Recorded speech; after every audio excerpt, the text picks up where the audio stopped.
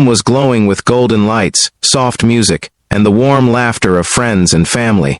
It was supposed to be the happiest night of my our 10th wedding anniversary. But in a single moment, in front of everyone we loved, my wife said something that shattered my world so quietly that no one else even noticed. And by the next morning, I was gone. Before we begin, if you believe in kindness, forgiveness, and second chances in life, please take a moment to like this video, leave a comment about where you're watching from, share this story with someone who needs hope, and subscribe to the channel.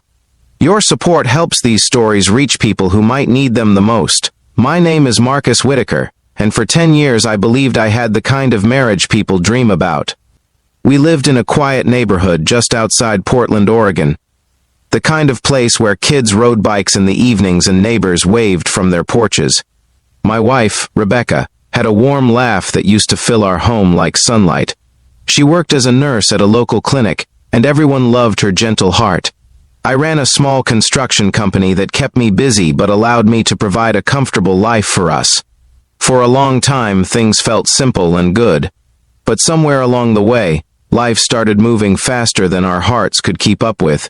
My business expanded, and the long hours became longer. Rebecca's shifts at the clinic grew more exhausting. We were both tired, always rushing, always promising that things would slow down someday. That someday never came. Our 10th anniversary arrived on a crisp October evening. Rebecca had insisted on hosting a celebration at our home. She decorated the backyard with string lights and candles. Tables were set with white linens, and the scent of roasted chicken and fresh bread drifted through the cool air. Friends from work, neighbors, and family gathered around, smiling and reminiscing about the years they had watched us grow together. I remember standing there that night, looking at Rebecca across the yard. She wore a deep blue dress and had her hair pinned back the way I always liked. For a moment, I felt proud. 10 years together. 10 years of building a life. Then someone clinked a glass and asked Rebecca to say a few words about our marriage. She stood slowly, holding a glass of sparkling cider, and everyone turned toward her with warm anticipation.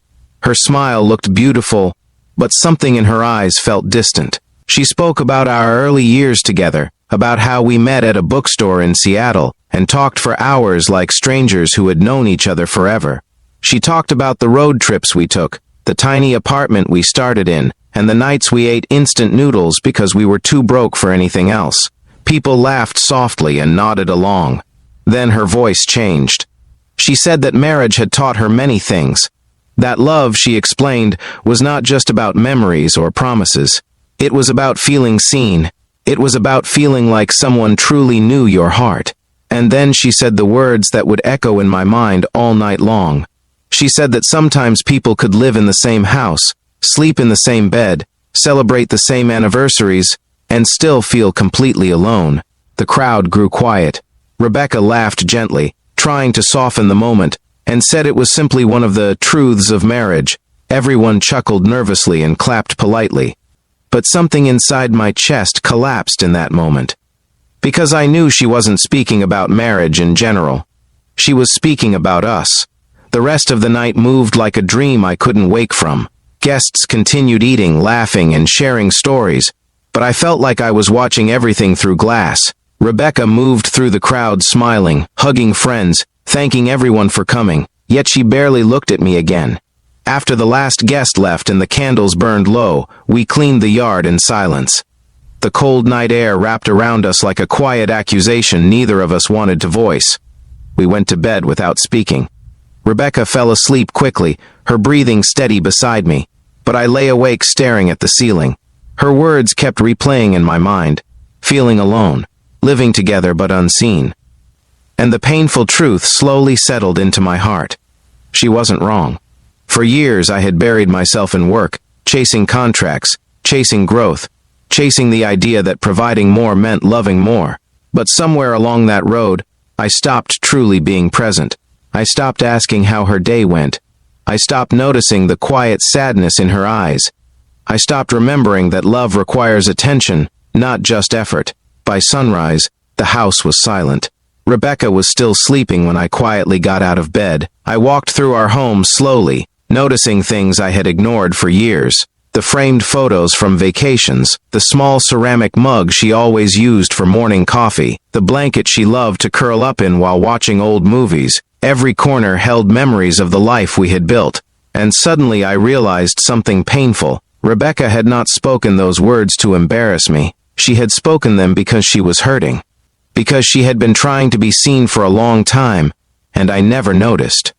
I packed a small bag and left a note on the kitchen counter. It was not a dramatic goodbye or an angry message. It simply said that I needed time to think, and that I was sorry for the ways I had slowly disappeared from our marriage. Then I drove away. For the next 3 weeks, I stayed in a small cabin outside Bend, Oregon. My phone remained mostly off. The quiet forest around me forced me to sit with thoughts I had ignored for years. At first, the silence felt unbearable, but slowly, clarity began to grow.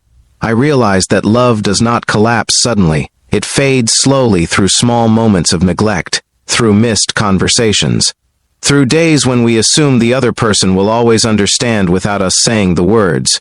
I thought about Rebecca constantly, her patience, her kindness, the years she had stood beside me while I built my company from nothing. And I wondered how lonely she must have felt waiting for me to come back to her emotionally. By the 4th week, I knew what I had to do. I drove home. The house looked exactly the same as the morning I left, but something inside me felt completely different. Rebecca opened the door slowly when I knocked. Her eyes widened in surprise. They looked tired, like someone who had been carrying unanswered questions for a long time. I couldn't speak at first, but eventually the words came. I told her I had heard every word she said that night. I told her she was right. I told her I had spent years being physically present but emotionally absent. And for the first time in a very long time, I simply listened. Rebecca spoke quietly about the night she ate dinner alone while I worked late. The weekends when I was too exhausted to notice her sadness. The small ways she tried to reach me, hoping I would see her again the way I once did. But she also said something that surprised me. She said she never stopped loving me. She only stopped believing I still loved her the same way.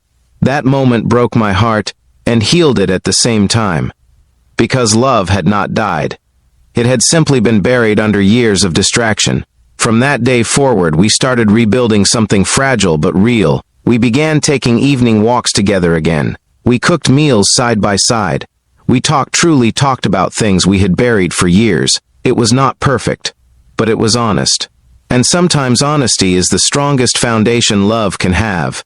Before we reach the end of this story, I have a special request. Please comment the word hope if you believe relationships deserve second chances when two people are willing to fight for them. 1 year later, on our 11th anniversary, Rebecca and I stood in the same backyard again. This time there were no speeches, no audience.